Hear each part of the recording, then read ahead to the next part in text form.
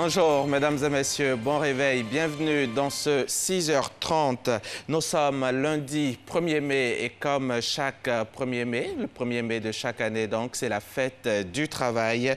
Une fête qui permet aux syndicats de s'exprimer et de poser des préoccupations au gouvernement. Avant cette fête de travail, notre reporter Éric Goré a rencontré quelques centrales syndicales, ce qui lui a permis de faire le constat du bicéphalisme qui règne au sein de certains syndicats. On regarde son reportage. Cette visite par la centrale Humanisme située au 3e étage d'une des tours des 220 logements de la commune d'Aïtchamé. Les membres se concertent en présence de leur secrétaire général, Soro Mamadou.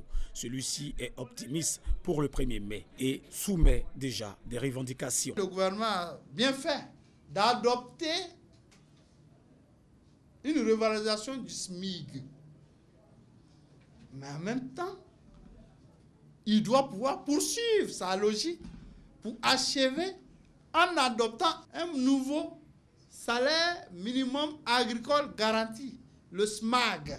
Après l'humanisme, rendons-nous à la Bourse du Travail, où une élection a lieu au compte de l'UGTCI. Et Bagnéné Joseph vient de remporter cette échéance électorale. C'était ouvert. Ils ont tous été saisis par huissier.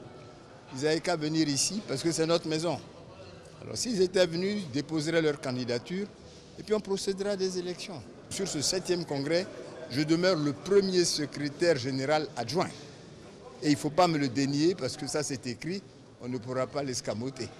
Cette élection n'est pas conforme selon Ademensa. La justice a tranché, il ne peut pas y avoir deux têtes, il y a une seule tête, c'est M. Ademensa qui est secrétaire général de l'UGTCI. Maintenant, ce que les autres font, est-ce qu'on peut l'appeler une défiance, la rébellion, je ne sais pas. Moi-même, je n'arrive pas à trouver le mot qu'il faut. Le bicéphalisme prend de l'ampleur aujourd'hui dans certaines formations syndicales. C'est aussi le cas de la FESACI. La tendance Crafelis prépare activement le 1er mai et aspire à la résolution de certaines préoccupations. Nous avons des camarades dans plusieurs entreprises qui ont été licenciés. Et nous voudrions donc que ce problème soit examiné par son excellent Monsieur le Président de la République et le Premier ministre pour que ces problèmes soient réglés. Nous souhaitons que le bicéphalisme prenne fin cette année parce que ça nous a causé beaucoup de tort, ça a terni l'image de notre organisation parce que nous parlons toujours de deux voix là où il faut parler d'une seule voix. Dans l'autre tendance de la FESACI, Traoré Doya Mamadou, c'est la joie autour du leader. Ici, il y a un chapelet de doléances. Nos préoccupations sont diverses. Il y a des préoccupations d'ordre général qui concernent toute la Côte d'Ivoire, toute la nation, toute la population. Il y a ensuite des préoccupations sectorielles, secteur public et secteur privé. Au niveau de la FESACI, les portes sont ouvertes à tout le monde. La FESACI, tous ceux qui partagent, comme je le disais tout à l'heure, notre vision, notre philosophie, notre ligne originale, les portes sont ouvertes. Toutes nos tentatives pour rencontrer les responsables des centrales syndicales Dignité et UNARCI sont restées vaines. Venons-en au problème agro-business. Après plusieurs enquêtes qui ont conduit à la visite de certaines plantations, des associations et groupements de souscripteurs de l'agro-business s'inscrivent dans la démarche du gouvernement relativement au remboursement du capital initial investi. Lors d'une conférence de presse, ces associations ont demandé hier dimanche au gouvernement d'accélérer le processus de remboursement. Elles invitent aussi les sociétés d'agro-business à rembourser le capital investi pour chacun des souscripteurs. On en parle avec Francis Boisfort. Il y a des mois, les associations et groupements de souscripteurs d'agrobusiness protestaient contre le gel des comptes des entreprises d'agrobusiness par le gouvernement après une enquête. Elle a révélé que l'activité était une escroquerie semblable à celle des maisons de placement d'argent. Pour un investissement de 1 800 000, tu pouvais avoir un retour d'investissement dans l'ordre de 6 millions. Objectivement et en toute impartialité, nous avions procédé à des visites aux structures d'agrobusiness, à des visites de plantation. La réalité des faits nous a vite ramenés sur terre. Présentons d'abord toutes nos excuses au groupe de travail GTA, à travers lui à tout le gouvernement, pour n'avoir pas vite compris leur action en notre faveur. S'inscrivant désormais dans le processus de remboursement du capital initial investi tel que proposé par le gouvernement d'Amadou Gon Coulibaly, des associations et groupements de souscripteurs d'agrobusiness ont fait des recommandations aux entreprises.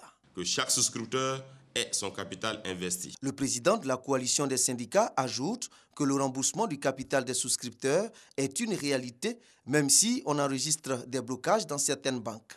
Des souscripteurs d'agribusiness, de AgriCash et autres ont reçu leur remboursement. Certaines banques n'ont pas encore voulu payer parce qu'ils n'ont pas encore reçu le document de M. le juge d'instruction pour pouvoir commencer réellement à payer. Le processus étant enclenché, les associations et syndicats de souscripteurs d'agrobusiness invitent à la patience et au calme. La ville de Séchi, dans la région de l'Agnébi, a désormais sa brigade de gendarmerie. C'est un don du conseil régional et c'est ce que nous dit Thérèse Tapeyoboué. Située dans le département d'Agboville, la sous-préfecture de Séchi est en proie à une insécurité grandissante. Des bandits et criminels y sévissent de jour comme de nuit par manque de structures de sécurité dans la région. C'est ce qui explique ce don du conseil régional de l'Agnébi-Tiassa. Un bâtiment de 14 pièces d'une valeur de 60 millions pour en faire une brigade de gendarmerie. La remise symbolique des clés de ce bâtiment s'est déroulée en présence des autorités administratives et des responsables de la gendarmerie. Le geste du président du conseil régional a été bien accueilli par les populations qui voient en cet acte une éventuelle réduction des braquages ou attaques à main armée dans cette circonscription forte de 25 000 âmes. Le président du conseil régional et le préfet ont saisi l'occasion pour inviter les populations à une franche collaboration avec les gendarmes pour leur propre sécurité. Après la sécurité, Mbolo Martin, président du conseil régional de l'Agnébi-Tiassa, a décidé de s'attaquer au problème d'eau dont souffre la ville de Séchi. L'actualité internationale en bref. Le chef du gouvernement tunisien, Youssef Chahed, a limogé dimanche les ministres contestés des Finances et de l'Éducation. La ministre des Finances tunisienne, Lamiraz Ribi, avait annoncé la dévaluation prochaine du dinar, provoquant la panique sur les marchés.